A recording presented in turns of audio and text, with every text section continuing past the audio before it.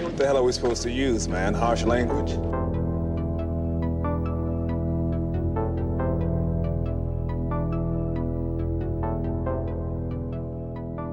Hey now. Hey.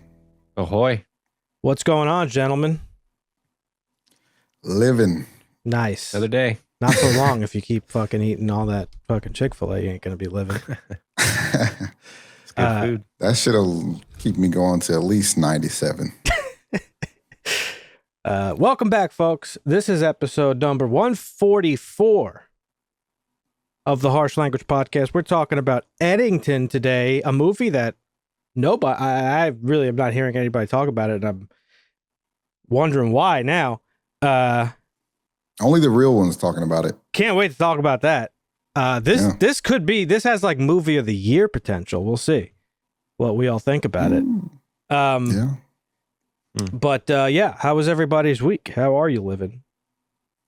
Oh, it's cool. Yeah. Didn't watch much besides the usual couple shows that I'm watching, which is Dexter and Alien Earth. Nice. So still enjoying those. Dexter's just crazy. Glad they're doing justice to that show. I got to talk about Alien Earth real quick because you guys are going to be mad at me. But after episode 3, I did not think I like this show. I'm going to be honest. What's not to like? I don't get it. It's not a matter of like. I think, well, no, it is a matter of like. I don't like it, but not because it's a bad show. It's a fine show. I just don't care. Which I know is a me problem. But I'm having a hard time like giving a shit. I take it you guys don't feel the same way? No, not at all. No. I mean, I care. I don't know if it's not like it's like a like drama per se where I'm like super like in my feelings to care that way, but I definitely care about where the show is going and how it turns out. Yeah. It's a cool show. It's just not, I don't know, it's not winning me over just yet. We'll see. Maybe I'm just being a stick in the mud. Probably the case. I am a stick in the mud. I know that. You guys know that. We all know it. I watched something that was fucking fantastic. Completely out of the blue. Never heard of it before. Don't know the guy who made it. I don't know any actor in it. I was looking around the internet. I was trying to find like just a good. I was looking for like a. I was in the mood for like a raunchy sort of comedy, kind of like rom-com, sort of, American Pie-esque type of movie. And in my travels, I came across this director. Somebody was recommending his most recent movie, Dinner in America, which sounds really good and looks really good. But I was like, who the fuck is this guy? I've never heard of him before. And I saw this movie, Snack Shack, that he has. Mm-hmm. And I ended up watching it. It is a fucking unbelievable movie. If you are into like coming of age summer movies, like similar to like Adventureland or like, that style of movie, this was such a fucking banger. It's about two kids in Nebraska in 1991 who basically they run a snack shack in a pool at like their local pool, and like the adventures that they get into. It was like funny. It was heartwarming. It made me cry. It was nostalgic. I know making me cry is not really that. Yeah, that should just be implied. I don't even think I have to mention that anymore. That should be implied, yeah. But it was so fucking good. You should just start saying when something didn't make you cry. I think that would be That's a good more point. Important statistic. That is a good point. I can start doing that. You'll have to check me on that. But no, this was great. I loved it. It was so good. Highly recommend it to everybody that is into like those types of movies. Even if you're just not into those types of movies, it's just a good movie. It reminded me. Those are fun movies, so yeah. Yeah, it reminded me a lot of like Kevin Smith stuff, which I know Dusty could appreciate. Yeah, very good This movie. has been on my watch list, but I haven't got around to it yet. But Has it it's actually? Really good. Yeah. Where did you hear about it? Because I didn't even know it existed. This is last year, right? 2024 or 2023? 2024, yeah. Well, I watch movie trailers, and every now and again I'll see one, and I'll just throw it on the watch list. So this was one that I put back, but never really like, oh, I need don't have anything to watch, so I'll just watch this. But Yeah. it's on there. Great movie though. I highly recommend checking it out. How about you, Dusty? Did you watch anything this week? Anything good other than what we're talking about today? Nothing really new. No, just all the shows I'm watching are coming to the end, so I'm waiting for the new stuff to come out. Peacemaker just started. Oh yeah. The new Terminal List is coming out. I'm looking forward to that. Slow Horses. You guys are sleeping on that one. It's starting to get award nominations. Since season 4 is starting up, so yeah. But this one looks really good. I need to. I got it in my list. Peacemaker was good. Yeah. The Great Retcon. Oh, you saw that? I didn't. I just saw like something on Twitter about it. It's so funny because I just deleted the thing too. I had it saved, but a lot of people. You watched the first season, Marvin? I haven't finished it still. I want to though. It's not a big spoiler. At the end of the first season, there's a little like funny gag where like after Peacemaker like saves the day and like does the thing. Yeah. As he's leaving the scene of like the major final boss fight, so to speak, right. You see the silhouette. It's the Justice League there that they show up like late to the party. Like you see the silhouette of Superman. You see the silhouette of Wonder Woman, and then it's actually Jason Momoa's Aquaman and Ezra Miller's Flash. Okay. And he's like, he says something to them like, thanks for showing up, you fucking something or other. He like, is like, thanks for your help, fuck faces. And then he tells Aquaman to go fuck a fish, which is like a long-standing gag about Aquaman, that he fucks fish or whatever. So it was that. So going into Peacemaker, everybody was like, man, how is he gonna like integrate Peacemaker season 1 into like the new DCU? Is he gonna go through like a fucking new dimension and then come into the DCU? People made like such a huge deal about it, and literally all he did was just change the ending so that it's Mr. Terrific silhouette, Superman silhouette, Supergirl silhouette, and then it's physically Hawkgirl and Guy Gardner that are just in the scene. Let's go. Yeah, that's nice. And they don't even mention it. They don't say a fucking word. It's just like, we just retcon the ending. That's it. Super easy, barely an inconvenience, as our boy from Pitch Meeting would say. But the first episode was fucking hilarious. And it's got some people like, man, I saw a funny tweet yesterday that was like, James Gunn groomed a bunch of children with a kindergarten level Superman just to give them this filth. Because it's rated R, I guess, and or maybe it's rated MA or something. I don't know. But in the first episode, there's like a massive orgy. It's fucking hilarious. I respect Gunn for doing adult content. I mean, he's making things that are tonally different. Like Clayface is going to be a fucking horror movie. Like a body horror. He like straight up has said it. So like, there's going to be stuff in the DC for everybody, whereas we all know Marvel has felt very samey. And boy, do I have a fucking bombshell to share with you guys, but we'll talk about that in a minute. The other thing I did watch, Dusty, did you watch this finale to It's Always Sunny? Yes. Let me tell you something.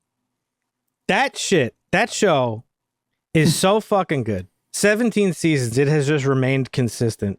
I don't think there's like a weak season among them, but that finale hit me like a freight train. Once again, like a show that is about these like abhorrent fucking human beings, they hit you straight in the face with like some really heartfelt shit. And this season, Marvin, it's not a spoiler, like who cares, but like Frank, who is played by Danny DeVito, he's like a filthy fucking rich guy who just wants to fuck whores, in his own words. He goes on a version, the in-universe version of like The Bachelor or whatever, to try to find a girl. Oh, nice, yeah. And he's going on to just try to like fuck a young girl a girl who's younger than him. And he ends up falling in love with like an older woman who's actually played by Carol Kane, who was his co-star in Taxi, which made it extra cool. And he ends up falling in love with her. By the end of the episode, he like confesses his love for her, and it's like they film it kind of like a rom-com where he's doing like the confession in the rain. Wow. They make a parody of Hawk to a Girl too. Yeah, they did. That was the girl he was originally looking for. Wow. But yeah, it was really heartfelt. And, you know, a couple seasons back, they do something similar with Charlie, and Charlie goes to Ireland to find his biological dad. And he finds out his dad's kind of like a piece of shit. And then his dad dies. And Charlie has this like really fucking emotional moment where he's like doing like an Irish tradition where he carries his dad's body to like this cliffside or whatever. And he's like really struggling, and he slips in some mud because it's raining, and he like cries over the body. He's like, I'm not supposed to be carrying you. You were supposed to carry me. Well, I'm gonna get choked up talking about it. It's like really good. It just comes out of nowhere because the show is so ridiculous. But then at the end, what really fucking got me, like full mouth, hand over mouth cry. They did a tribute to Lynn Marie Stewart. Who, oh yeah, that was. Oh my God. Good. So she played Charlie's mom, and she passed away back in February. She was also in. She was the co-star of Pee Wee Herman's Playhouse, Pee Wee's Playhouse. She played Miss Yvonne. I don't know if you've ever watched that, Marvin. Have you? Pee Wee's Playhouse? Mm-hmm. No, Marvin ain't never seen that. Yeah, you might be a little too young for that. I've seen some. I'm sure you've seen clips stuff. of it, but like you didn't watch it. Yeah. I've seen Pee Wee movies. I haven't seen the show, I don't think. So yeah, she was in that. And I actually read about it. She remained really good friends with Paul Rubens up until he died. She actually took care of him while he was sick in like his last days. And her and him would often make appearances to the Make-A-Wish Foundation to sick kids dressed as Miss Yvonne and Pee Wee. And they were just like really good friends apparently for a very long time. And and then she passed away back in February. And I was like kind of sad about it, which is weird to say. It always feels weird like being sad, your categories. It always feels weird being sad for like the death of like an actor or actress. But I don't know. Do you guys feel like that? Like, I don't know. Sometimes I feel like when people die, I'm like, oh, that's sad. And I'm like, who fucking cares? You don't know them. But that's silly because we're human beings, you know? No, I mean, it depends on care. Yeah, it depends on how much they affected your life. Because I mean, people go to movies or watch shows and stuff to escape from things. And if somebody had an impact through their acting, then it can be more than a who fucking cares for sure. You know, Kevin Smith has an anecdote about that when he was working on Good Will Hunting. He was like on set, and he was talking to Robin Williams, and he was saying, I guess fans were shouting at Robin Williams, and he asked him like, what are you known for the most? Like when fans shout at you. And he was surprised that Robin Williams told him Mork and Mindy references. And Robin Williams explained to him that like when you're on TV as an actor or whatever, you're in people's homes. It's like a different thing. Like your home is like such a personal space. And back then, especially, you're on TV like once a week. It's like people are inviting you into their homes with them to spend time. That's what people did spend time around the TV as like a family. So it's like, it adds this like extra thing, which I found that pretty interesting. But yeah, when I heard about her passing in February, I was pretty sad about it because like I've watched Sunny for fucking 20 years. Like it, and then so I was pretty. I knew they were gonna like honor her in some way, but it was like very, very emotional, and like they just played some like clips of her as Bonnie, and she's fucking hilarious. Some of her delivery.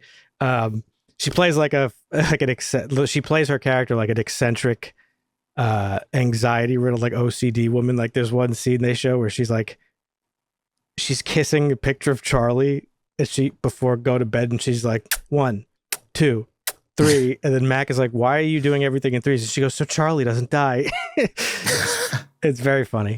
But yeah, I cried a lot. It was very touching. Watched it multiple times. It's on YouTube if you wanted to check it out. It's nice. I loved her as Charlie's mom. And I'm glad she was able to make one last appearance. I was surprised that she was actually in an episode. I guess they filmed it way back. I didn't realize they started filming so soon, but so early. Right. But yeah, that was cool. Gonna miss her as Charlie's mom. So rest in peace to Lynn Marie Stewart. Rest in peace. I'm not the only one. Did you cry, Dusty, or am I the only one that cried again?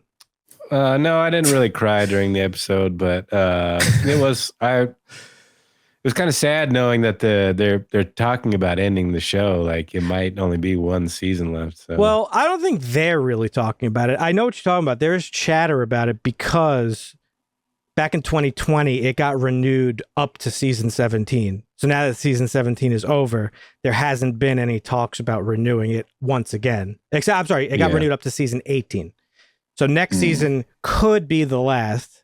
However, I imagine they have a blank check from FX if they want to keep making it. Yeah. Well, DeVito talked about it when he was. He did, yeah. Yeah. So He said basically it's up to them. He would like to keep doing it and whatever. Sure. Yeah, but if they ended on a good note, then he's okay with walking away or whatever. Yeah. Marvin, you got to get back into that show. I know you had some trouble watching it. Yeah, I should. It's so fucking good. You got to just like throw away like reality and just realize that it's like, it's all just the most ridiculous shit.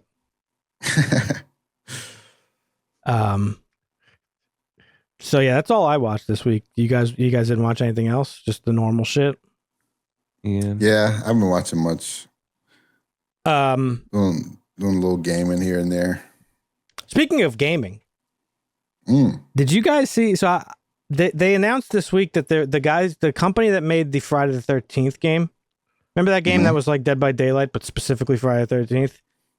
Yep, the people that made that also made Texas Chainsaw Massacre? The Texas Chainsaw game. Yep. Well, now they're making a Halloween game. Did you see the trailer for it? I didn't. Does it look good actually, or it's not. It's like kind of like a cinematic trailer that didn't show gameplay, but I'd imagine it's the same thing. One of those like asymmetrical, like killer chases survivors type of thing. Yeah. And it's heavily inspired by the original movie. So much so that they got my boy Nick Castle doing mocap for Michael Myers. Oh, wow. Now, if you remember, Marvin, Nick Castle is the man who played the Shape in the original film. And if you remember... He also directed, what was it? Recent. It was... Couple things. I don't remember. I know that we watched. Yeah, I don't remember what we watched that I talked about him. Can't remember. Shoot. Oh, no. I was talking about watching Dennis the Menace. I think he had directed that. That's what it was. Dennis the Menace. Yeah, that's what it was. He also directed Major Payne. Remember that movie? Great movie. Hilarious. He in there. He ain't happy. Yeah, if you remember back when we watched Halloween, I had talked to you about how he was a dancer. Yeah, his dad was a dancer, so he just had this like his dad was a dancer. Really unique walk to him. He just walked gracefully, and that's kind of what makes Michael Myers like unique. He just walks normally. He's floating. Yeah. So it's cool. I'll be playing this. I know you wanted me to get the Texas Chainsaw Massacre game. I never did, but this is one I'll play. Fine. Yeah, I'll play. So the problem with this developer, whoever releases this game, I'm not sure if it's the developer problem or whoever is publishing it. Ilphonic is the developer. They shut down their games like after just a couple years or whatever, right? So like, they lost the licensing on the Friday the 13th game, which I understand, but that still is not. That doesn't really do anything for people that bought and enjoyed the game. You just can't play it anymore. I don't know if the same thing is going to happen with this Texas Chainsaw and then now this Halloween, but I guess we'll see. I mean, they make pretty good games though, so. Well, the thing with this one is this is being made in partnership with the people who own the licensing to Halloween, which is the same people who have owned the licensing to Halloween forever, and that is Malik Akkad, which is Mustafa Akkad's son. And Mustafa Akkad before he died in like a terrorist attack somewhere, I forget, in the Middle East, but he has been a long-standing advocate saying like, I will make Halloween movies until the day I die. And now that he's dead, his son has taken the mantle and been like, I will also make Halloween shit until the day I die. So they're not going to be losing the licensing anytime soon. So that's great. Yeah, that's a good sign. Yeah, this game might not suffer the same fate. They had a lot of good stuff in TCM, Texas Chainsaw. You spoke about it very highly. You liked it. They got like great character design. It's not like Dead by Daylight where, there's like one. I haven't played Dead by Daylight forever, so I don't know if there's still just kind of like the one exit really with like the hatch or whatever. Yeah. Like in this game, there's like multiple exits and same as Friday the 13th. Like you could call the police to come, or you could get the shotgun to kill them, or start the car or whatever. But yeah, that seems fun. It's cool that Nick Castle's getting paid to just do nothing. I like that for him. Love that for him. Yeah, that's good. Folks, Dusty used to be an old newsman. He did video game journalism, and now he does entertainment news for us. But I'm going to kick it off this week with my own bit of journalism. Did you see the fucking just generational like takedown of Marvel that Beau DeMayo did this week? Yeah. I mean, I saw the complaints. So Beau DeMayo is the guy who made X-Men 97. Okay. Now, he got let go shortly after X-Men 97 came out to wild praise. Everybody loved it. Dusty, you watched it, right? Yeah. You're right over there? You look upset. No, I'm just sinuses are. Yeah, I feel you. Yeah. I'm beat right now. You beat? Yeah. Yeah, I feel you. He got fired shortly after he made it. That show came out. Everybody loved it. People called it the best thing Marvel's ever done. I agree. It's incredible. It's amazing. And he got let go, and right away there was like talks of that he was inappropriate to people on set and writers and da-da-da-da. That is apparently being litigated as we speak. There's like a trial going on, and apparently no victims came forward to like accuse him of it. It was Marvel accusing him of it, saying that they had gotten information. Now he's obviously denying those claims. I'm not here to say one way or the other whether he did those things or not. Sure. If he did, if he gets cleared though. Yeah, no, if he did, yeah, of course. Yeah. But what I'm saying is what I'm wanted to talk about was the other shit that he's talking about. Now, he kind of is saying that he got let go because of like jealousy. He's alleging that he got firsthand accounts that Kevin Feige was pissed that fans were using X-Men 97 as a measuring stick for why Marvel is currently shit. Like post Endgame. Yeah. Like that fans were like, this is how Marvel should be. Like this is the guide to make good shit going forward. It wasn't that good. It was good, but it wasn't that good. I thought it was amazing.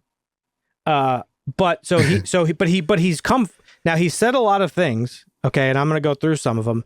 But separately, there are other people now who are coming forward with their experiences working for Marvel. So, yeah. So one of the things that he claimed was that many executives don't actually read the comics. That they have like some shocker. Wait, say it ain't so. Well, they have this. It gets more ridiculous than that. They have some are told not to. Some are explicitly told not to. In fact, the guys who made Secret Invasion were explicitly told not to read the comics. That's insane. Right. And the reason being is because they have assistants that read the comics for them, and then they compile development documents. Okay, like these Bibles, show Bibles, I guess. And then those drive the decisions. Writers are then told to work off of the summaries that somebody else wrote based off of their interpretation of the source material, rather than a writer just sitting down and reading the comic books, right? That's crazy, yeah. He said, now he also... I mean, but I get it though, I guess. I mean... What do you mean? If you want everybody to be on the same page, everyone should follow the exact... Because there's multiple iterations of these comics, right? Like, and if you're reading multiple iterations, it's easy to stray from the path a little bit. That's fair, but why would you sequester your writing staff from the source material? They should be the ones in direct contact with it that dictate to everybody else what they're doing. Not some fucking peons like doing it. You know what I mean? Yeah, I agree. He also notes, quote, Kevin's Parliament, okay? He describes a committee of executives who issue endless notes despite limited familiarity with specific projects. He says X-Men 97 was spared because it wasn't a priority for the studio, and he didn't get any notes from upper executives.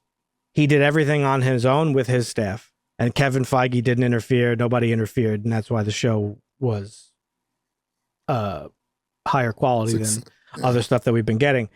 He alleged that Kevin Feige had nothing to do with the series and that internally he was told Feige would be, quote, happier if fans weren't using the show as a referendum on the MCU's issues. He also characterized the environment as beyond toxic. He said he considered leaving and claims his firing was justified with vague accusations. He also cites broader concerns about how employees are treated, referencing controversies like Victoria Alonso's departure. Now, this came out. He went on like a Twitter fucking rant like a couple days ago. I caught wind of it.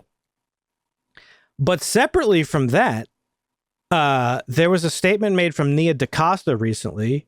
She directed the Marvels movie, which is one of the more hated recent movies.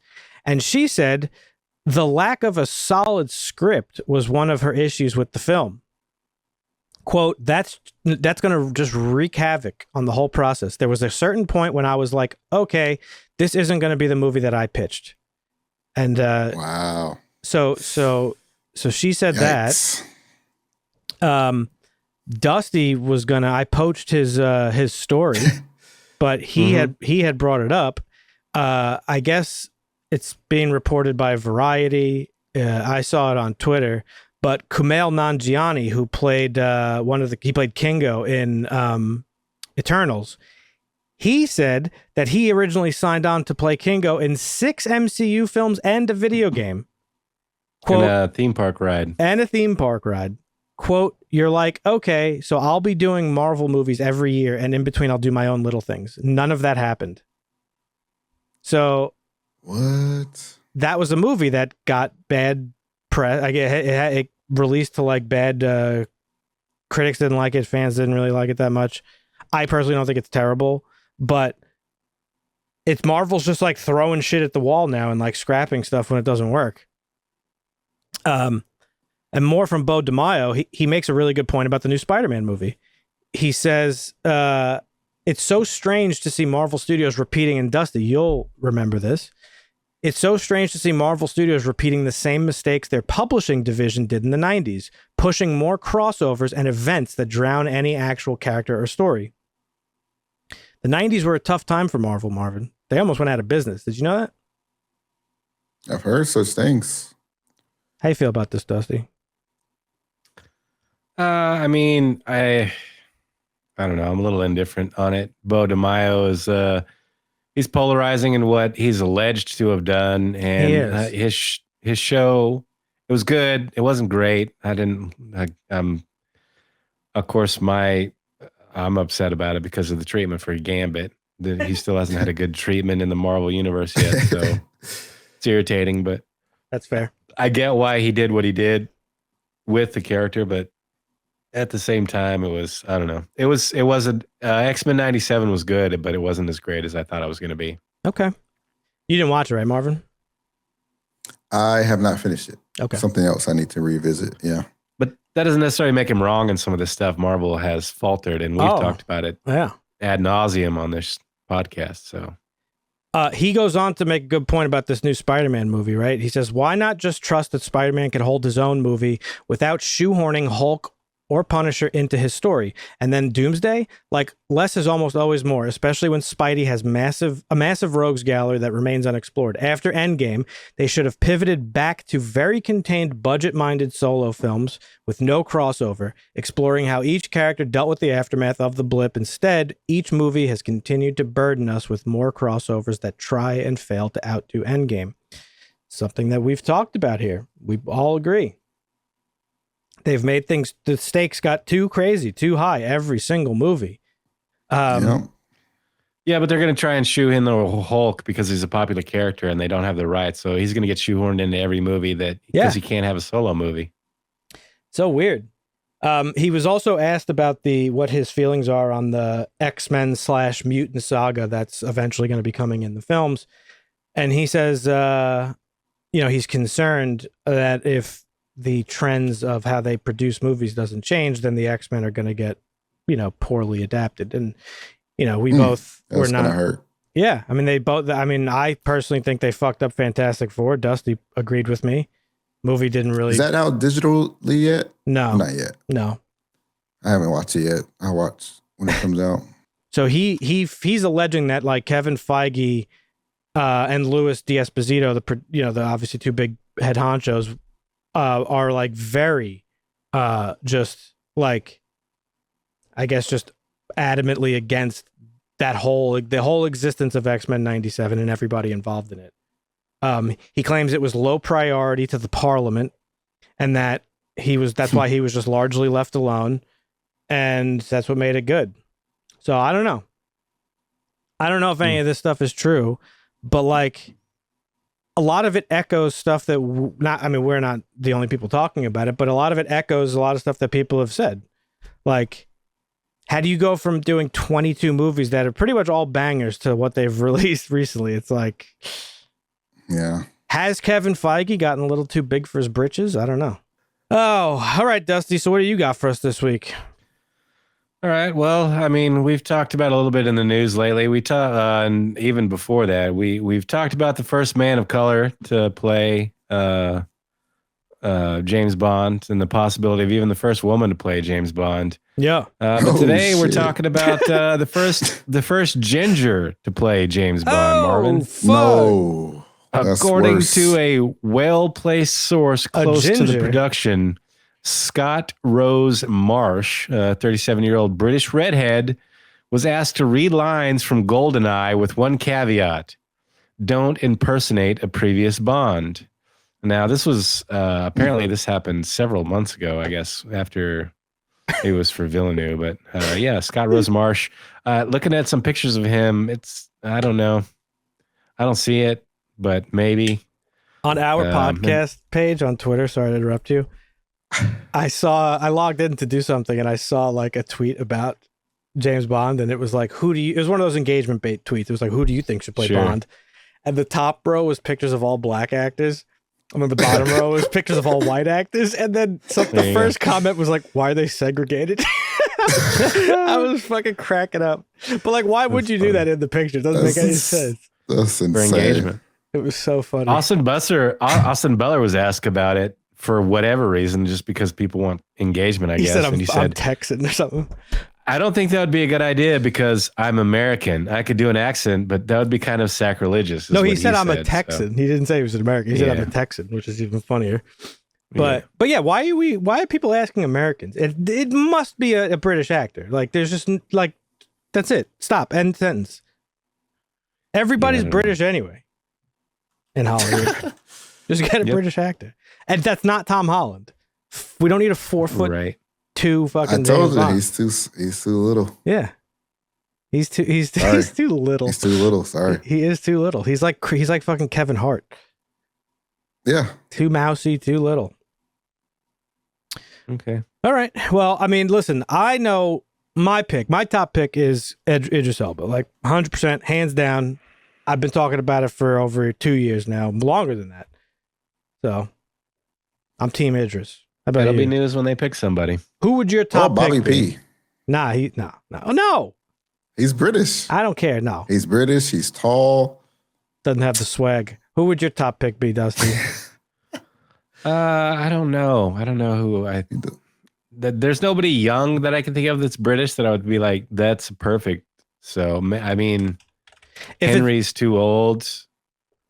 If it's got to be a white guy, I would say Theo James would be really good. He was the guy in the Gentleman, the show The Gentleman. This guy would be all right. I could kind of see it on this guy. He's got that. No, that's not him. That's not him. That's not him. That's not him. There he is. There he is. He's got. That's not him. There he is. Look, he's got some Bond swagger here. I can see Bond on him. Yeah. Yeah. All right. What else you got, Dusty? We got Nick Cage back in the news for a show that we all love and also love to hate. Hell yeah. He's in talks for his next lead role, Detective Henry Logan, for True Detective Season 5. Mm-hmm. Apparently, Season 4's Issa Lopez is returning as writer and showrunner. No. Whether that's good news or bad news. It's terrible Be the news. judge. It is Marvin's already cooked. judged it. Awful news. It's dead before it even starts. The next setting for the crime anthology series will be Jamaica Bay, New York. I don't know. That's a good setting, though. It'd be interesting, filming. What's it like around those parts, Dan? Not good. It's a bad neighborhood. It's literally like 15 minutes away from me. Sorry to interrupt you. Okay. Oh, really? I grew up on the border of Jamaica. Okay. Yeah, it's like any really good crime stories that they might be pulling from that you know of, or none that I really know of, but Okay. I'll tell you this. I used to get there's one road called Hook Creek Boulevard, which is ominous. That is the dividing line between my neighborhood and like what is considered Queens. And Right. yeah, it's just like, it's just one of those neighborhoods like you don't want to walk alone at night there, There was a like a bodega and like a barbershop like very close to where I grew up, like a couple blocks away on this street. There was like a shooting there one time, like, it was whatever. Just one of those neighborhoods, but Yeah. I don't know what they're pulling from. Maybe Right. she'll do, if she wants to continue the fucking X-Files bullshit, maybe she'll do a story about Cropsy, who's like a Brooklyn fairy tale monster thing. well, she did elaborate on that a little bit. Season 5 is slated to begin in 2026, or filming on it for a 2027 premiere on HBO. Lopez told the New York Post in December that there's going to be some important connections between everything that happens in Ennis, Alaska, and the characters in Ennis, Alaska, and what happens There's in no the new connection season. between Alaska and New York. I can tell you that. That said, it's a new story, new characters, new everything. Hmm. So I don't know. Guess we'll see. Maybe he'll investigate who shot 50 Cent. That'll be good. Yeah. That'll be a good watch. actually only going to be Nick Cage's second endeavor in a series, period. He's always stuck to film, but he recently did Spider-Man Noir, and now he's doing True Detective Season 5. So maybe there's something about it he likes, Spider-Man I Noir. guess. I'm ready for Spider-Man Noir for sure. Dusty, it's almost like you and I are mind melted, because speaking of True Detective, I have a little story, not that one, right here. Our boy, Matthew McConaughey, from season 1 of True Detective, is in a role in the creator of True Detective's new show. I don't know what it's called, but Netflix apparently landed the show. Matthew McConaughey's in it. Cole Hauser, Rip, is in Nick Pizzolatto's newest show that's going to be coming to Netflix, apparently. So, interesting coincidence that you brought up True Detective. But this article says here, it's interesting. I guess, so sources say Amazon, Apple, and Netflix were all on the court for this one in terms of like the bidding war. Netflix won. The project is considered in development with deals with McConaughey and Hauser to star. Notably absent from the mix was HBO, which has had a rocky relationship with Pizzolatto, who last year openly dissed the network's 4th season of the anthology crime drama he created. McConaughey, meanwhile, was previously in talks to potentially star in a Yellowstone spinoff series. Creator Taylor Sheridan has instead developed a different Yellowstone spinoff titled The Dutton Ranch, starring Hauser and Kelly Riley. So that answers the question I asked. Is that Beth? Yeah, it's Beth. And Rip? Yeah. A couple weeks ago, Dusty mentioned the Yellowstone spinoffs. We had I put a clip about it, about how there's just too many, but we didn't know what the standing was with the McConaughey thing. I had thought that was going to be the next one, but I guess that's not. I don't know. I had one other thing. We're back, baby. Piracy making a huge comeback. And these streaming companies, they don't fucking have anybody to blame but themselves. Shit. I saw this story recently from the Hollywood Reporter that Amazon might find themselves embroiled in a class action lawsuit because you don't actually own the movie you just purchased from them. This stems from the viral stuff of the video games being live service and people in Europe complaining that they should make them available. And because there was already a lawsuit about this in like 2020, but it's got some legs again because of the whole video game industry doing live service shit. But they're getting sued because I've ran into this before. I've bought stuff on Amazon and they lost the licensing and I couldn't watch anymore. So I might be they claim on board to be. That's crazy. Get my $2 check from Amazon. The claim being that you buy something, you're owning a digital copy of the film, but that is not the case. You're actually owning the right to watch it, which could be taken away from you at any time. So you're renting that they wish. Essentially, it's just you're just renting it. That's why physical mediums. Even if you pay like $20, you're renting it. That's insane. Yeah. And in addition to that, Apple recently announced that it is increasing its monthly subscription price by 30% to $12.99 per month. So 30%. That's them Emmys. That's Emmy charge there. Emmy tax. So Piracy is back, baby. We don't actually hear much about piracy in entertainment piracy in the news these days. Everything's about politics and shit. But I think numbers that I'm about to show you could be a huge warning to Hollywood, not to us. I don't give a fuck. I'm part of that, baby. That's right. But no shame.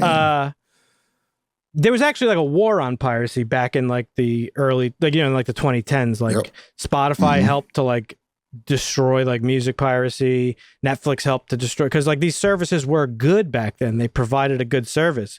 In 2020, apparently this is released from a website called Muso that deals with piracy stats. There's been a significant increase from 2020.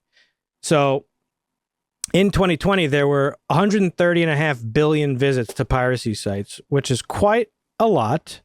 65.5 billion for TV content. And as of 2024, that number has increased to 216 billion. Damn. Yeah. So let's go. Pump those numbers up. Let's get some change. Pump those numbers up. Now, it's easy to see why, because look at the price increases from 2010 of all these different streamers. Hulu is now up to $18. Max and Netflix are about $16. Disney's about $15. They just keep going up and up and up. Correlation and up. there. Yeah. Yeah. If price goes up, the visits to piracy website also goes they're up. nickel and diming everybody. Not only are the prices going up and steadily going up. We laughed like a couple weeks ago, or months ago, like Netflix was just like, whoop, they're raising their prices again. It's like every couple of months. And they're charging more for features that just used to be included. Like Amazon still is now showing ads on their like premium tier. Apple's raising their prices. So we talked about Amazon doing what they're doing.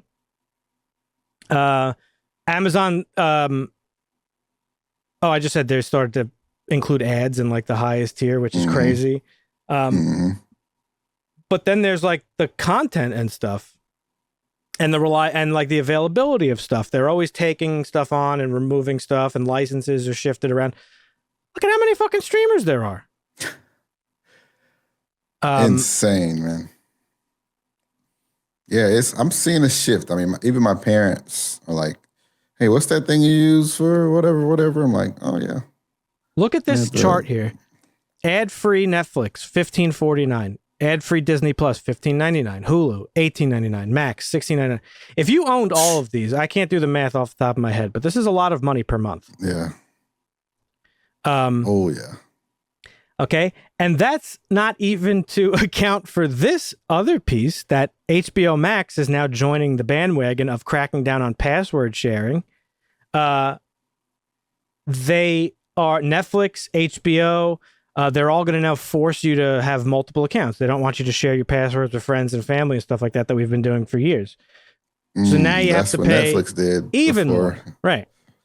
Yeah.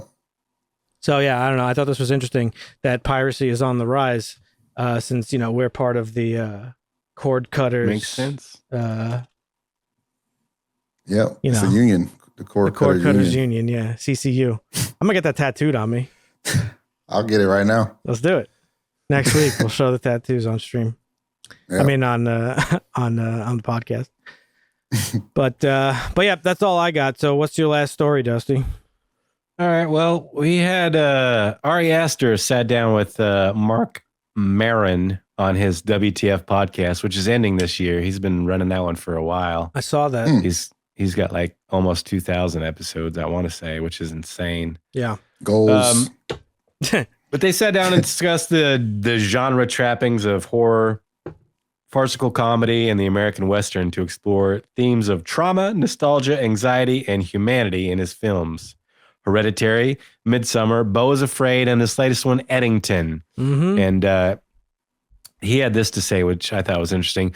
When Beau is Afraid flopped, my dad did tell me, maybe you shouldn't write the next one. Yeah. He might have been right. And then he went on Beau is Afraid reactions. That was pretty sad. Thanks, that Dad. it was like so maligned. There are a lot of people who reach out to me to tell me they loved it. That helped. But yeah, no, it was a bummer because it was huge. It lost money and critically. I wouldn't say it was reviled, but it was definitely like there was no consensus whatsoever. All these things you take away after you release a film and you're like, okay, it's out of my hands now. I can't really avoid people's reactions or responses. It's like, you kind of learn something no matter what the response. You're proud of sticking for your choice. And then certain things you're like, I'm not sure if it was worth losing that much of the audience for that decision. I think I ejected a number of people from the theater.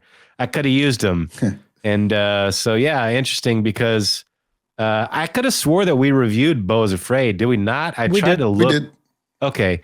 Then our SEO on that one wasn't very good because No. I searched it and I couldn't find it. I don't even know if that episode. What the fuck are you doing? Was that one that didn't make it? It might have been one of the Lost Souls. Okay. That makes sense because I looked on Google and I looked on our YouTube and I couldn't find it because I wanted to see what we thought about it. I know we thought it was okay, but not great. We had some things to say, but this one didn't really did it. It came out in theaters a little while back, and you guys enjoyed it. I never finished it. Similar. Oh, that's what it was.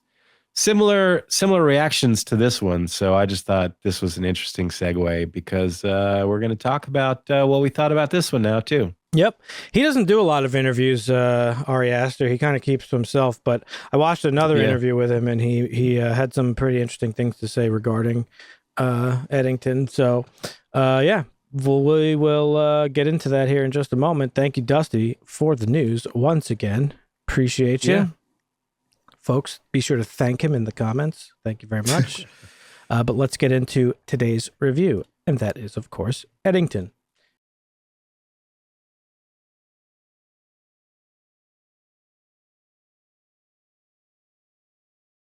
I thought I knew exactly what kind of movie Eddington was, but the truth is I don't think anyone is really prepared for what this movie actually is unless you voraciously read about it. It does something really brilliant, I think, and the more you unpack it, I think the clearer it becomes. And Eddington isn't really what you think it is, and that's kind of exactly the point of the movie. So this takes place in May of 2020 in a fictional New Mexico town called Eddington. There's a standoff between the town sheriff, which is Joaquin Phoenix's character Joe Cross, and the town's mayor, which is Ted Garcia, played by Pedro Pascal. Mm-hmm. And this basically the town is sort of a powder keg waiting to explode because of everything going on in the country at that point in time. Well, the world really. It has COVID and then the George Floyd protests and all that stuff, and that becomes the catalyst for what happens in this movie. But I thought this movie was going to be just that, just a little isolated slice of that time, that 2020. This is early COVID, right? When COVID first started, the George Floyd protest started. And I kind of thought, because my only knowledge of this movie was Joaquin Phoenix's interview with Theo Vaughn. and they didn't really reveal too much, but from context clues and just little things they said, I thought this movie was just purely about like COVID in this little New Mexican town and like kind of how it affected this small area, right? But that is not what this movie is about at all. This movie is really about human behavior and the reality, like sort of each individual believes that is their own. It's not about COVID. COVID's just like a little backdrop, really. So I was curious, did you guys go in with the same expectations? I know, Marvin, you don't really research movies before we watch them, but yep, no expectations. So this movie's even Didn't crazier even know what for it was you. about. That's so funny. Dusty, what about you? I mean, sorry, Marvin. I thought it was going to be kind of what you. I thought it was going to be like a standoff between the mayor and the sheriff and their thoughts on COVID and the exaggeration of it. I mean, That's it was what I kind thought. of, but Yeah, it was far more exaggerated than I could have imagined. Marvin, continue what you're saying. You think you're going to talk about what you thought about it? Yeah. So, I mean, I actually enjoyed this movie. For me, it didn't have the thriller anxiety feel that you might expect going into an Ari movie. I actually don't even know what genre I would consider this as. It's like labeled as 50. Western comedy, but it's not really, doesn't really feel like a Western to me. I think it goes through like multiple genres, truthfully. It's like a satire. Yeah, that's probably why it's so hard to classify. Yeah. Cinematography was awesome. Those wide shots of the desert were sick.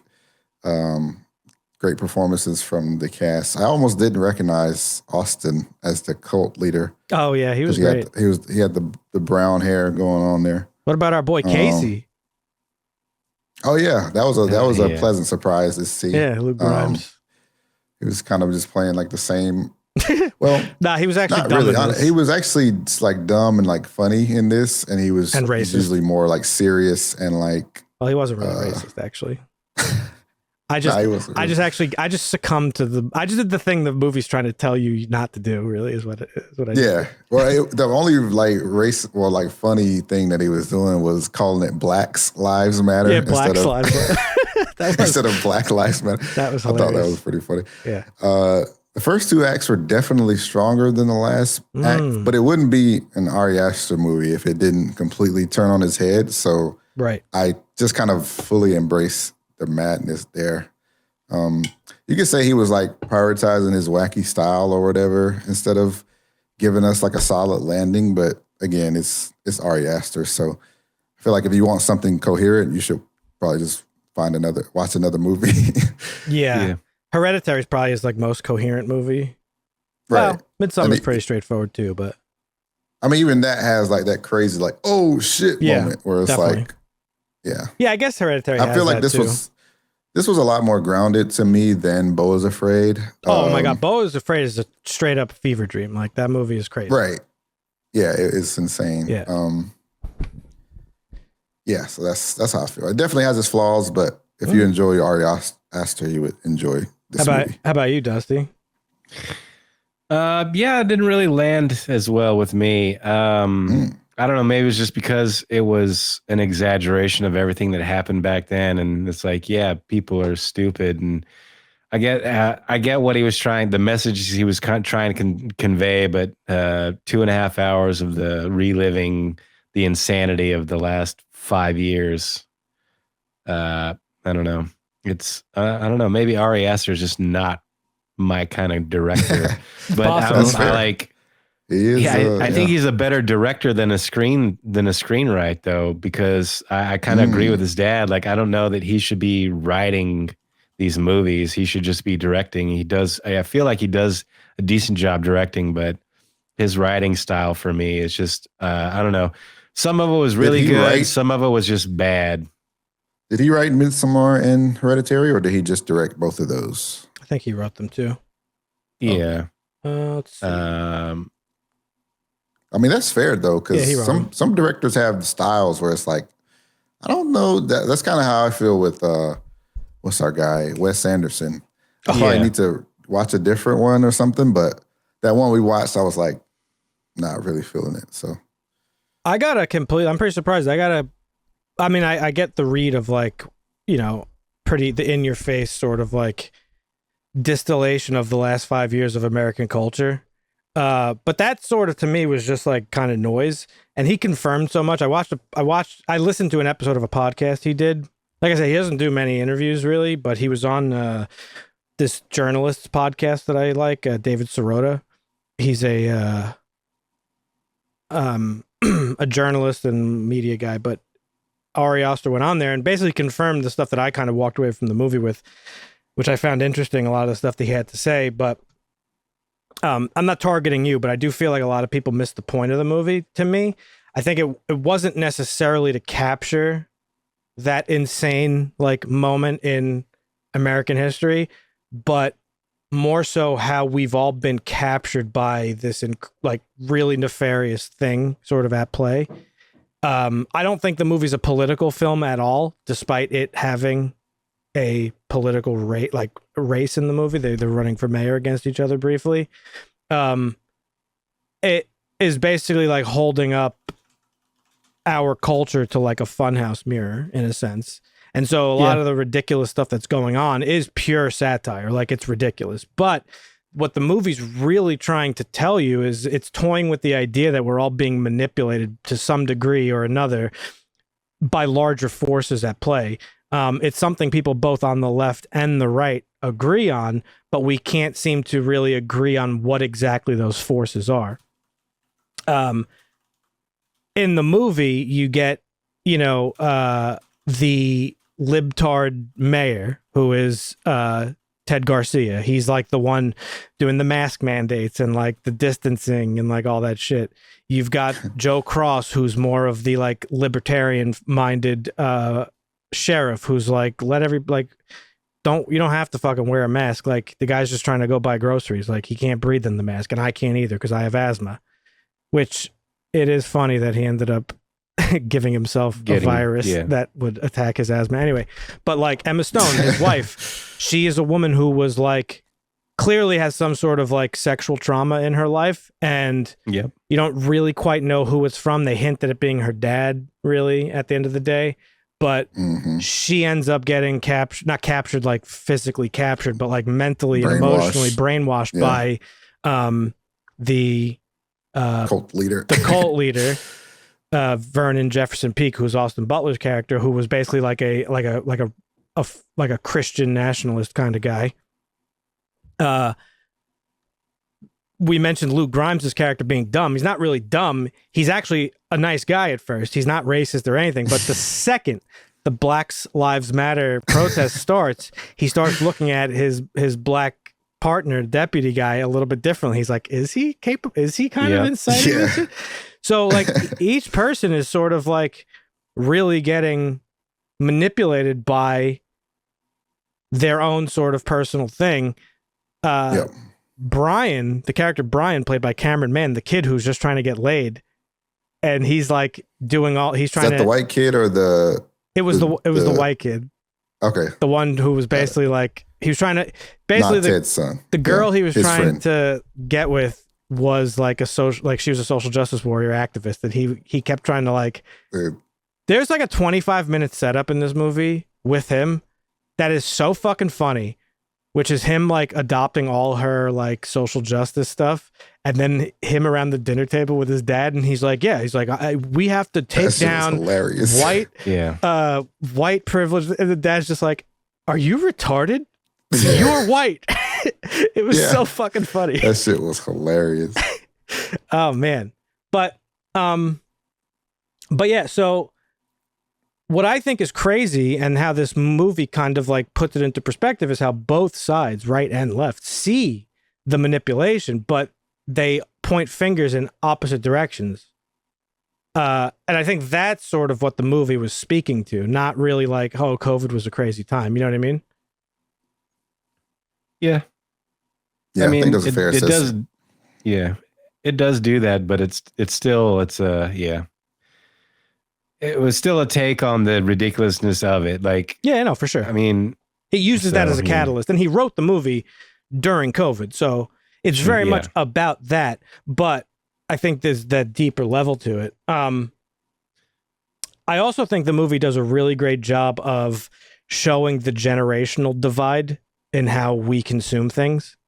Like you see like how the older generations, the boomers, you know, her mom, Dawn, played by Deirdre O'Donnell, like she was the one into like all the QAnon conspiracies and stuff. Jeez, yeah, it was bad. And then the Gen Xers were like a little bit less extreme in their indoctrination, but still had it. And then the kids were like full fucking woke, fucking idiot brained, like fucking screaming at cops and like doing dumb shit. So people are worried about the kids watching YouTube. Yeah. Man, those boomers watching YouTube are dangerous. Oh, they yeah, just get sucked right in instantly. They think everything on the internet's real. Where we're trained to be like, nothing is real. Yeah. Yes, it's AI. Stop sending me stuff. You know, I'm dead 100% serious. A couple years back, my aunt, she texted me one day. She goes, "Did you know the moon is going to be green this week?" I said, "What?" This week? She goes, "Yeah, I saw on Facebook it's going to be green." She sent me the link. It was a fucking 420 post that the moon was going to be green, like with weed smoke. I was like, "Are you fucking kidding me?" Bro, what? Yeah. There's no way. And then she argues with you too. She called me up the other day. She's like, "Have you watched Alien Earth?" I said, "Yeah, I've been watching it." She's like, "Is it good?" I said, "Yeah, it's okay." She's like, "Oh, I love Alien. It's one of my favorite movies ever." I'm like, "All right, you'll probably like it then." She goes, "I love the book too." I was like, "The book?" Like, there's no Alien book. She goes, "Yeah, it's based on a book." I said, "No, it's not." She goes, "Yes, it is." She's like, "I read it." I said, "Aunt Mad, it's not a fucking book." And she goes, "I have it." She's like, "I've read it." She's like, "It's exactly like the movie, scene for scene." I said, "You mean the fucking novelization of the fucking movie?" Right, that came out after. And then she looked it up on her own and she just goes, You dick. I was like, "I'm the dick because you're wrong." So like, yeah, boomers are crazy. Comics are good. I've never seen the comics or read them. But yeah, so speaking to the deeper thing, right? The nefarious thing, right? We're all being distracted by these larger forces at play. And in this movie, it's that is represented by the data center that is being built outside the town. Magikarp. I don't know if you guys caught on to that. For sure. Yeah. Because they don't really focus on it too much. It's like in the beginning, kind of just to show that Pedro Pascal's character is sort of like a corporatist, like sleazeball, like he's just going to side with whatever for profit. And then they kind of show it at the end, but they play it for like comedy. That's kind of how it ended up, right? That the thing became built anyway. But yeah, go on. I was going to say and it's not just like at the end of it all, everyone is basically what's the word? They've kind of just bent the knee and like like they're working for this thing that they all were like fighting against at the beginning. Yeah, exactly. And you know, he makes a very clear point to use screens as like sort of scary devices. And I don't mean physical devices. I mean like writing devices or like imagery. The screen is like ever present in the movie, like the laptop screen, the phone screen, the TV screen. And I think in that way, the film is really about like the algorithm, right? And how it's been harnessed by corporate interests. And that's really what the movie's about at the end of the day. Just a bunch of people going at each other's throats, not seeing the bigger picture, hovering over them, the bigger problem, which in this movie is on the periphery. It's the data center that's being built outside. And then there's all this stuff happening in the town, which is insane. And these rivalries and these fights and this sort of escalating tension. And then, you know, I think it's interesting that it's in a small town, because small towns, Dusty probably knows better than both of us, but it's small towns is where people are like closest, right? Like, you know, everybody, everybody's your friend, everybody's your neighbor. And you see these more sense of a community for sure. Yeah. And you see these people going at each other and getting pulled away from each other, getting pulled away from that sense of community by what is effectively the data center, right? And the irony is that thing is being built is only going to fuel and intensify the thing that's allowing it to be created anyway, right? So, yeah, I'm glad that I didn't just imagine that. You guys definitely felt that, right? Like you saw that, that was like, okay. And the movie doesn't paint it that way, that it's like a scary thing, but it is. Like, it's scarier than anything that's happening in the town, right? Yeah. But yeah, so when the movie ends, we talked about, like, first of all, the escalating tension. I want just to talk about it a little bit. Like, it gets so fucking crazy, and why I said this movie is like not really what I thought it was going to be. Like, we've got like shootouts and fucking riots and like all sorts of crazy shit. The breaking point in this movie, like, there's this escalating tension between Joaquin Phoenix's character and Pedro Pascal, and like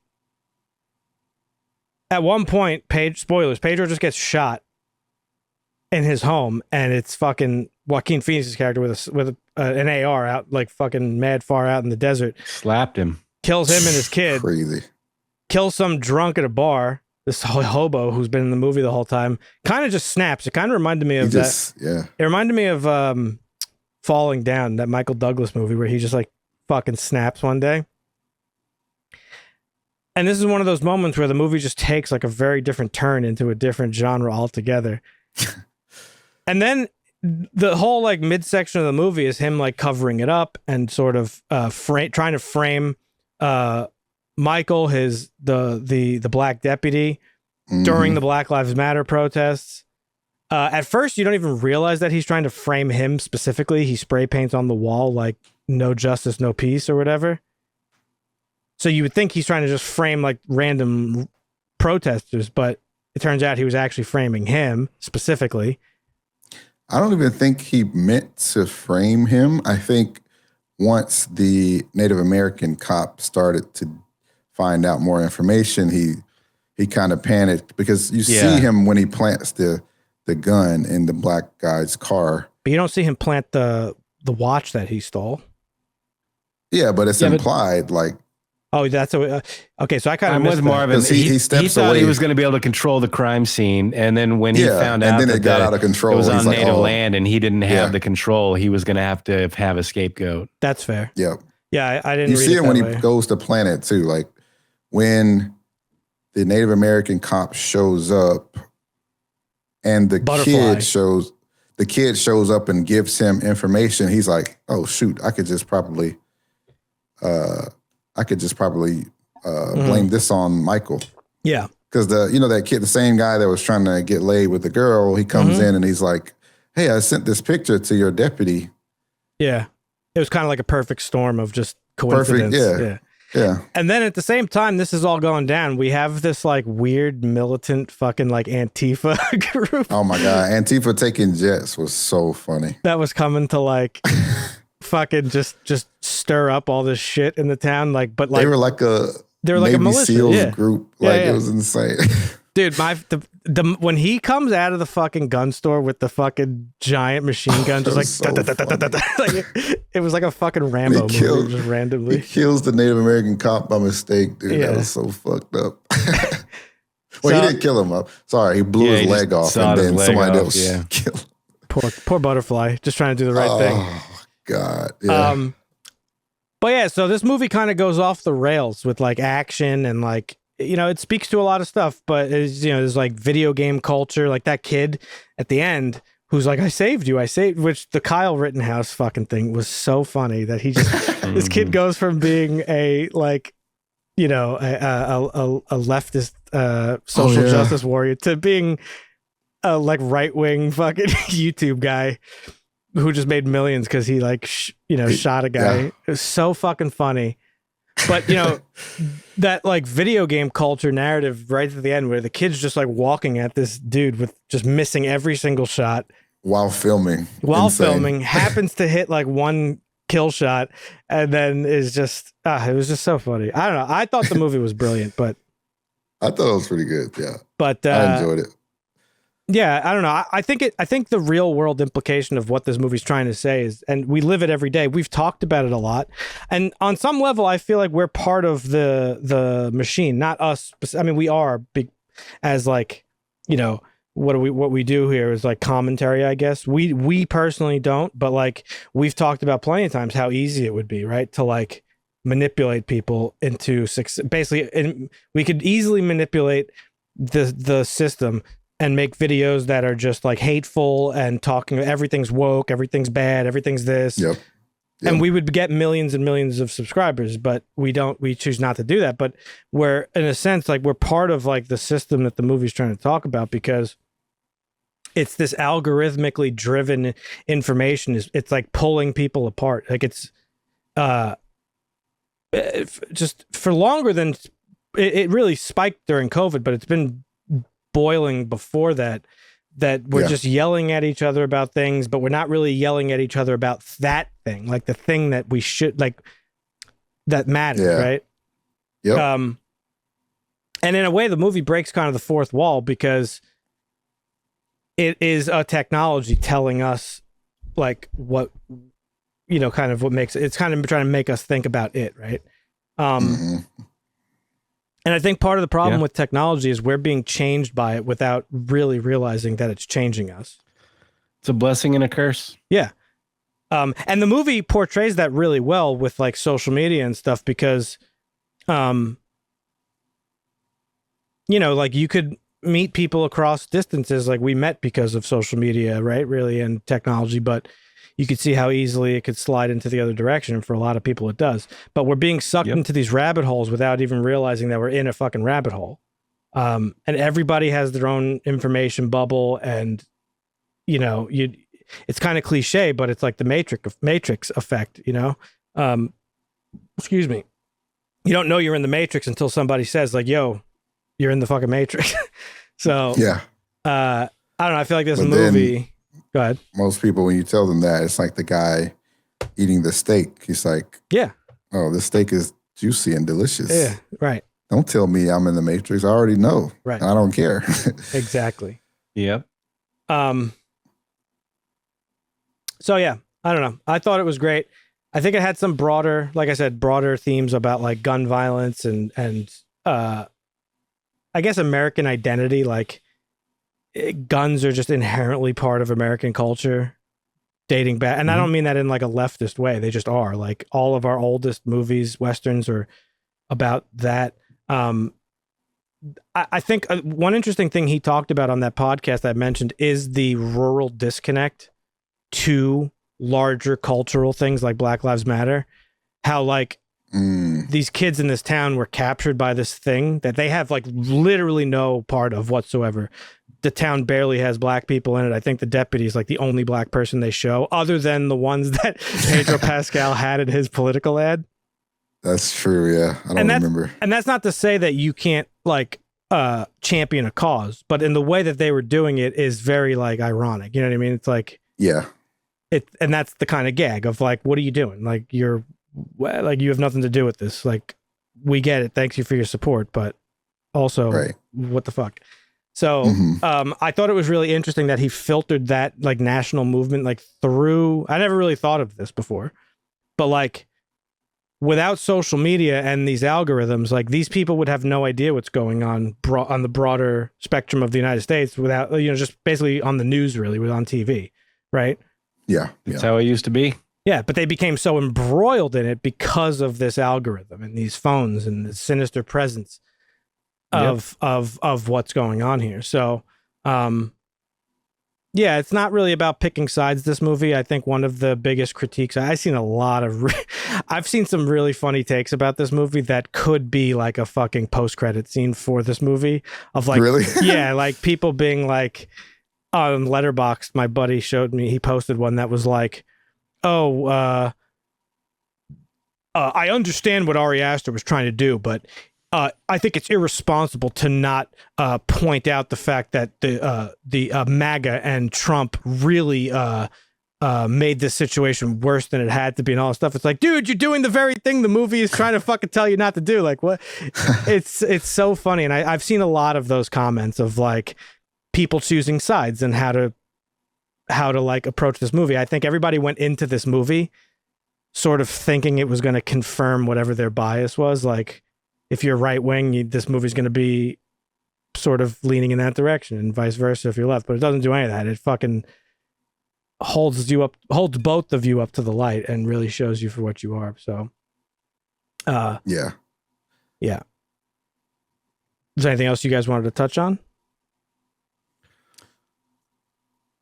I mean, I think we no, covered not it. really.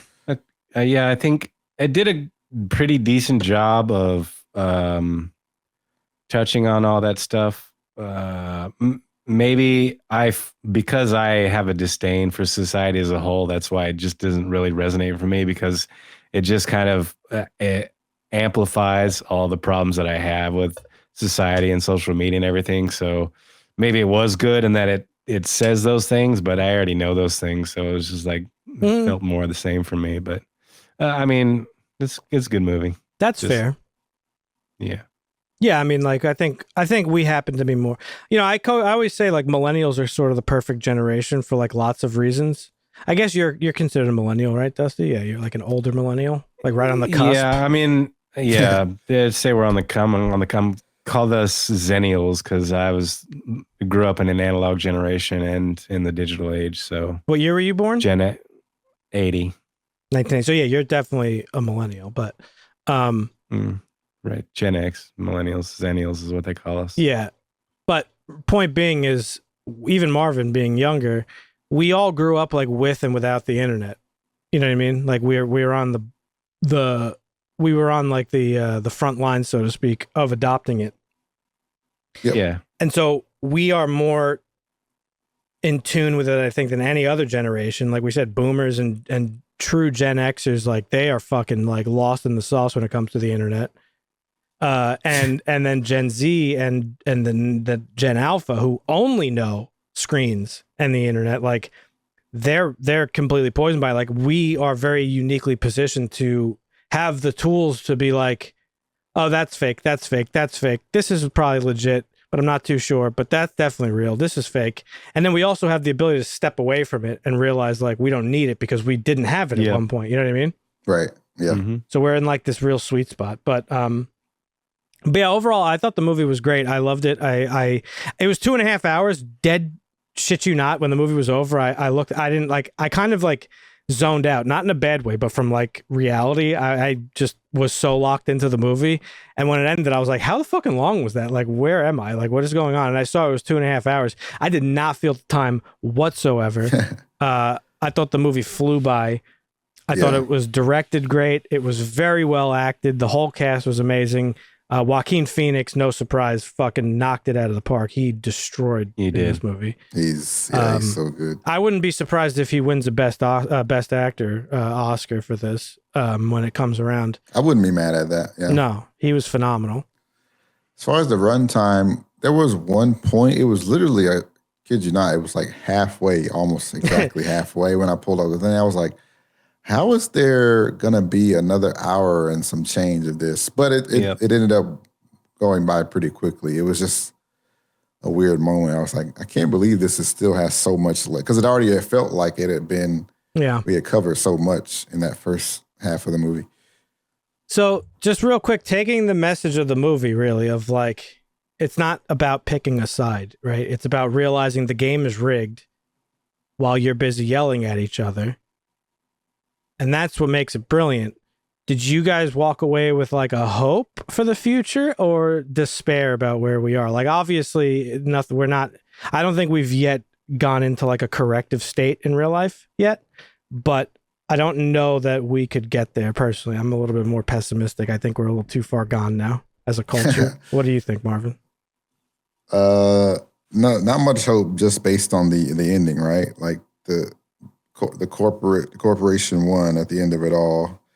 The main people, from what I saw, some of the people that were fighting against it, like the Native American cop or whatever, ended up just getting killed. So, and then they were showing like this Antifa or whatever, supposed to be the good guys, quote unquote, are the ones that killed this guy that was defending against the bad guys. Yep. So it's like, right. Yeah, it just, no hope whatsoever there for me. How about you, Dusty? No, I've been pretty nihilistic and pessimistic about the way we're heading as a civilization for a while now. So this didn't really change my views. So we're all fucking miserable. Well, what about you? Me? Yeah. Oh, I said I'm pretty pessimistic about it. I don't think. Oh yeah. Okay. I mean, Yeah. my only hope really is that so the movie ends off. It kind of reminded me of like where we are with AI now, right? Like, AI is like the next big thing of like that's gonna like completely destroy humanity. And I don't mean it in like a Terminator way. It's just like it's turning people into fucking soup brain. Like they have, like people are. I think ChatGPT has more searches now than Google even, or something like that, or it's getting close. Like people are starting to. It's starting to become part of the vernacular, which is how you know it's getting bad. Like, oh, just ChatGPT instead of just Google it. Yeah. And even Google, if you Google anything, like Eddington. Mm-hmm. That AI thing sometimes that pops up. Yeah, you'll get the AI thing first, and then it's like 50 different fucking this is not doing it, of course, but it'll have like, 50 different like ads for things, and really you don't get your Google search until like the second page of Google. Right. It's even worse now somehow than it already was. Yeah. And just a quick little thing. Yesterday I had to call PayPal for something, and the automated system was like, please say the account holder's last 4 digits of the social security number. I said it. I'm sorry, I couldn't hear that. Type it in or say it. I typed it in. I'm sorry, I didn't catch that. Enter your birth date. I typed it in. Oh, I'm sorry, I didn't catch that. Finally, I got it to work, and I was like, what the fuck is going on? Usually these automated systems are like pretty decent at this point in time. Right. After I finally got through, she goes, I'm powered by generative AI, and I could help you with anything you want. Just say it into the phone. I was That's why, yeah. I was like, connect me to an agent. So now all these fucking companies are starting to adopt AI. You see it in every fucking thing. Verizon, AT&T, all these companies, they have the little chat thing in the bottom right. It's all AI powered now. Oh, yeah. They're trying to force it down your throats. Netflix, YouTube is adopting AI. Siri, everything. Apple's abandoning their AI, and they're going to use Gemini for their Siri. They're going to revamp Siri to use Gemini. They're getting rid of their Apple intelligence thing. Yeah, they're just going to use Google's Gemini. Really? Where'd you see that? Because that just came out. Apple intelligence. Yeah. Well, they're force feeding it down everybody's throats. The one hope that I do see is that most people are like seem pretty like resistant towards it. I don't think the majority of people are like willing to fully adopt AI. I mean, and it's good for certain things. Like it is cool if you just want to like look something up real quick and get some information on it. But I don't know. I just think it's like it's turning everybody stupid because you're getting an instant answer to everything instead of actually like looking it up for yourself. So, yep. Yeah. Most the people that use it that way that I don't support. There are some good uses for it, like some of the like I guess it would be considered like machine learning stuff, like training it to kind of like automate tasks. Right. Is cool. Like that sort of stuff is good. But yeah, like using it as a search thing or like, yeah, that's just using it to try to critically think is crazy. Right. Yeah, exactly. And now the only reason I'm mentioning AI, by the way, just to be clear, is that like that's our real life version of this data center in the movie. Like that's where we're at. The data center, that's our AI now. Like AI is like slowly being established to take over everything while we're still fighting about fucking whatever, But yeah. Man, I saw an ad the other day for this. Oh, you could just tell this AI what kind of website you want and it'll create it. I'm like, there's no way this is any good. No, it's probably dog shit. But yeah, as a film, I thought it was great. In terms of the technical stuff, like I said, acting, cinematography, music, all that stuff, fantastic. I loved pretty much every second of it. The messaging of it, you're right, Dusty. Like we live it every day. We don't really, we're all aware of it, so that's whatever. But to see it in this satirical way was very funny. I thought the movie did a lot of very funny, smart things. But so this has a 6.7 on IMDb. I actually think it's a masterpiece. I'm bumping that score way up. I'm giving it a 10 out of 10, baby. Really? I'd probably give it a 7. 7? Okay. Yeah. Yeah. I mean, I'd give it a little bump, I guess, as to a 7, just because. But I wouldn't give it too much. Yeah, give it a 7. Fair. It was satirical, but it wasn't that far off. No, be it wasn't. honest. That's why I thought it was brilliant. I've like seen it's, like all of that, what they were saying. Like I've seen that like in real life. Yeah. So it's like not even that crazy. exactly. So, yeah, great work, Ari Aster. Leave a comment, folks. Let us know what you thought about this movie. Did you love it or hate it? Did you think it was pointing a finger in your direction? That'd be interesting because a lot of people seem to have felt that. I didn't, but it is what it is. That's going to do it for us, folks. We're going to wrap it up here. We'll be back next week with 28 Years Later. Excited to watch that one. You could join our Discord for free if you want to watch along with us and be up to date on everything we're watching for the month. We post our schedule in the Discord. You can find the link down below on our website. Yeah, you know what to do. Leave a like and all that good stuff. But more importantly, leave a comment. We'd like to know your thoughts on the movie and anything else we talked about. But other than that, that's going to do it for us. We'll catch you next week. See you. Aster.